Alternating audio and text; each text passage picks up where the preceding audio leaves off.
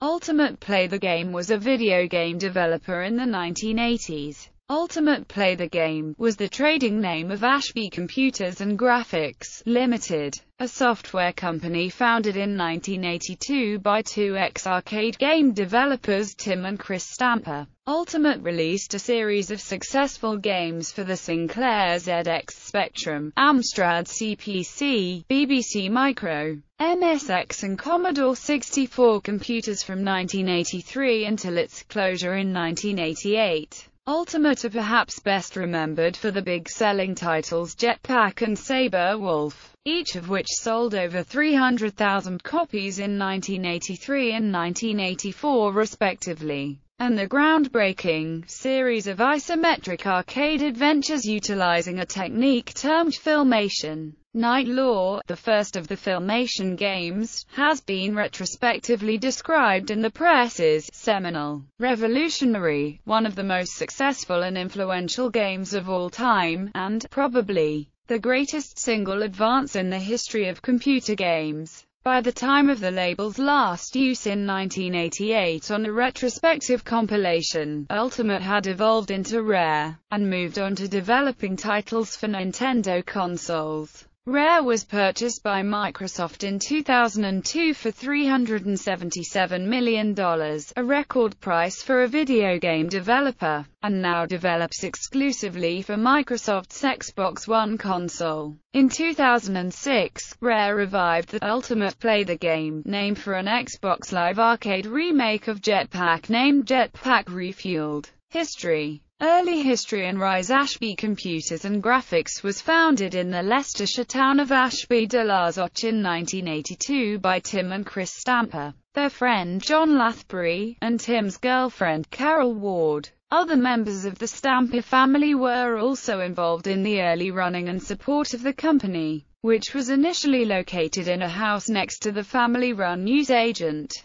Both Tim and Chris had worked in arcade game development including, according to one report, Konami's Gyruss, and claimed to be the most experienced arcade video game design team in Britain, until tiring of working for others and leaving to start ACG. This led to ACG's initial trade being in creating arcade conversion kits, before moving into the home computer software market developing games under the Ultimate Play the Game name. Ultimate's first release was Jetpack in May 1983 for the 16K Spectrum, followed by BBC Micro and Commodore VIC-20 versions. It was a huge commercial success. The Spectrum version alone sold more than 300,000 copies to a market of only 1 million Spectrum owners at the time, and providing the fledgling company with a turnover in excess of £1 million. This was followed by three further 16K releases, PSSST in June, Trans Am, and Cookie, before Ultimate stepped up to the 48K Spectrum. Jetpack, PSSST, Trans Am and Cookie were four of only 10 games ever to be released on the 16K ROM format for use with the ZX interface too. They were also republished on cassette, with distinctive silver inlay cards, by Sinclair Research for inclusion in ZX Spectrum bundles. Ultimate's first 48K releases were Lunar Jetman, a sequel to Jetpack, and ATIC, both of which were released in late 1983. Both games were very well received by the gaming press, Crash magazine in particular praising what Ultimate had managed to do with the extra memory Lunar Jetman utilized. In 1984 came Sabre Wolf, the first in the Saberman series, and the first release at a recommended retail price of £9.95. The price of Ultimate titles had previously been just £5.50, which was typical for Spectrum arcade-style games at the time. This increase was in order to discourage piracy, with the idea being that if customers paid more for a game they would be less inclined to give away copies. This coincided with the introduction of the distinctive Ultimate big box packaging, which the company felt might also help justify the price increase and encourage gamers to buy the game rather than copy it. The strategy paid off as Sabre Wulf went on to sell over 350,000 copies on the Spectrum alone. This was followed by the simultaneous release at the end of 1984 of the next two installments in the Saberman series, Underworlder and Night Law. Night Law was something of a revolution in the home computer game market, using a forced perspective isometric viewpoint branded filmation, the style of which would be extensively copied in other games, notable examples being Batman and Head Over Heels from Ocean Software. Night Law, and some of its filmation follow-up Alien 8, was actually completed before Sabre Wulf, but Ultimate decided that it could have a potentially negative effect on sales of the comparatively primitive Sabre Wulf. So it was postponed until late 1984 for a simultaneous release with Underworlder. Ultimate won the Golden Joystick Award for Best Software House in both 1983 and 1984. Ultimate ran into some criticism in the gaming media for their repeated use of the filmation technique in subsequent games Alien 8, Nightshade, Gunfight and Pentagram, though Nightshade and Gunfight used filmation too, a variation on the engine, resulting in a similar visual style, but significantly different gameplay, with scrolling around a large world and arcade-like play, rather than the room-based puzzles of the earlier filmation titles.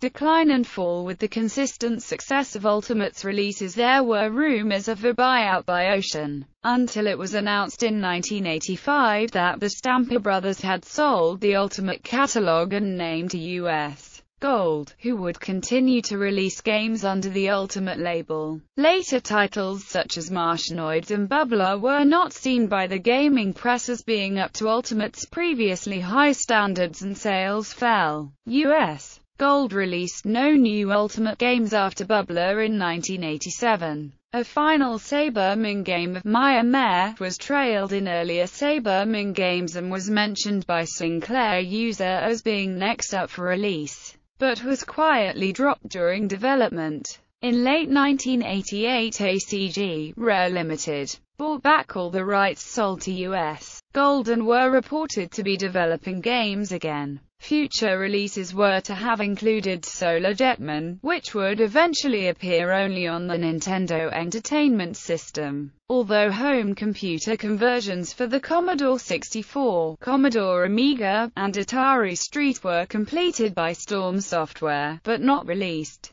Rare Limited shortly before the U.S. Gold buyout, the name of another company, Rare Limited, began appearing on the credits of Ultimate releases. This was in fact another company set up by the Stampers to develop for Ultimate, but not be subject to any Ultimate takeover. Rare would evolve after Ultimate's demise into a prolific developer for the Nintendo Entertainment System. This led Nintendo to purchase a stake in the company, whose success was furthered with such classic SNES and Nintendo 64 releases as Donkey Kong Country and GoldenEye 007. In 2002, Rare was purchased outright by Microsoft for $377 million, a record fee for a video game developer, and currently develops games for the Xbox One console. At the end of 2006, Tim and Chris Stamper left Rare to pursue other opportunities, ending a 24-year involvement in developing home video games.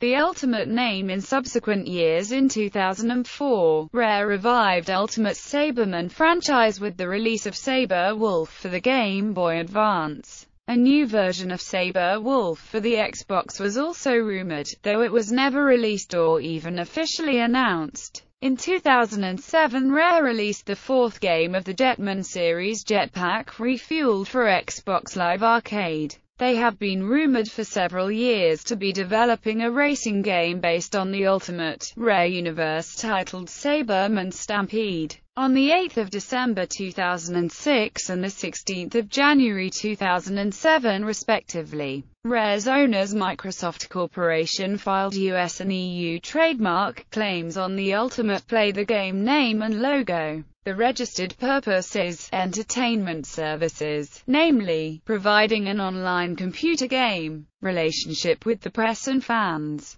Press Ultimate had a reputation for secrecy that has continued to a lesser extent with successor Rare. Due to the small number of staff employed at Ultimate in the early days, they didn't have the time to talk to the press or attend trade events. The British computer gaming press even complained over how difficult it was to get hold of them. As Tim Stamper later said, this press blackout soon worked to the company's advantage, due to their reputation for producing high-quality products, along with speculation in the press and amongst gamers. Anticipation for each release would be high. This was helped along by the full-page advertisements placed in magazines showing the cover art of the game in question, but no shots or description of the game itself. These ads would be run prior to and for several months after the release date. The magazines wouldn't even be able to preview the games. The review copies, usually sent out just before general release, would be the first opportunity for anyone to see them. Not talking to the press worked for Ultimate, and it soon became policy. In fact, when a journalist reviewing Nightshade for Crash magazine asked Ultimate what the object of the game was, and how large the play area was, they responded with, respectively, "Oh, we can't tell you that," and "It's pretty large." Lunar Jetman's trailer. This air of mystery was increased when Crash magazine published a reader's photograph of Lunar Jetman, featuring Jetman's moon rover pulling a trailer. The possible existence of a trailer had been speculated on since the game's release, and many fans had searched fruitlessly for it. The Stampers shrugged off questions about whether this screenshot was genuine, but stopped short of actually denying it. There have even been suggestions that Ultimate themselves may have created the screenshot to generate more interest in the game. It has since been proven that Lunar Jetman's 48K of code does not contain graphics for a trailer. Fans Ultimate were one of the first developers to have their own fan base focused on the company and brand as much as the games themselves. They received so much fan mail at their peak that a full-time employee had to be taken on to deal with up to 60 letters per day. They were known for their positive attitude to fans, always replying to letters and responding to requests for merchandise by sending posters, sweatshirts and caps free of charge. The Stampers later stated that they were more interested in creating the games than making money from merchandising. Retro Gamer has suggested that, besides the quality of the games, Ultimate's popularity arose from a combination of superb presentation, as well as the company's air of mystique, giving it a secretive yet cool vibe.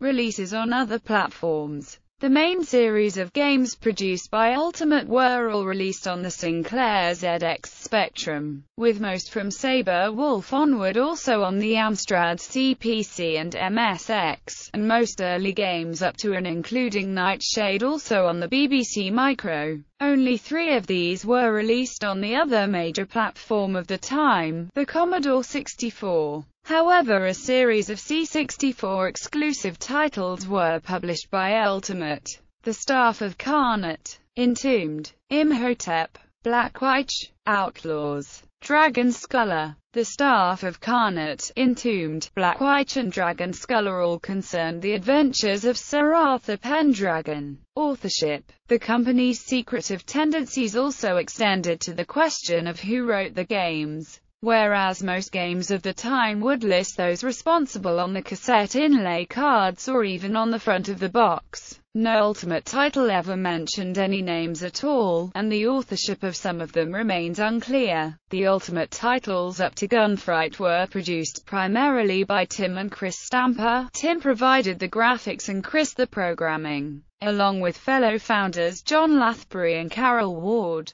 Tim also created the cover art for the games, including the famous Ultimate Play the Game logo. The Stampers retained the major creative roles until the purchase by U.S. Gold, who brought in their own programming teams to create Martianoids and Bubbler. The exact authorship of Pentagram and Cyber-Un is known only to those involved, often considered U.S. Gold games. They are both possibly Stamper games. This remains a possibility, as although Chris Stamper has said in an interview, "What was the last one we developed as a team? It was Gunfight, I think." Ultimate had already admitted to developing games in an order different from that of their release. As with Night Law and Saber Wolf, the authorship of the Commodore 64 titles was at the time even more uncertain. The conversions of existing Spectrum games, Saber Wolf, Underworlder and Nightshade, were handled by Firebird, who hired Mr. Micro, Softstone, and Psy, respectively, to develop the titles. Imhotep was submitted to Ultimate in a virtually complete form by author Manuel Caballero, who had previously written Batty Builders and Firefleet. Ultimate did not make any announcements regarding the authorship of the other Commodore games, but an article by Martin Carroll revealed how Frank Gaskin of Games That Weren't 64 managed to identify the creators as Dave and Robert Thomas, based on a message that appears on the final screen of Dragon's Color. These two brothers were also the creators of the previous 3 games of the series, the Staff of Karnat, Entombed and Blackwitch. In an interview with the brothers in Retro Gamer magazine, they revealed they also authored Outlaws in just 6 weeks, so Ultimate would have something for the Commodore 64 for Christmas.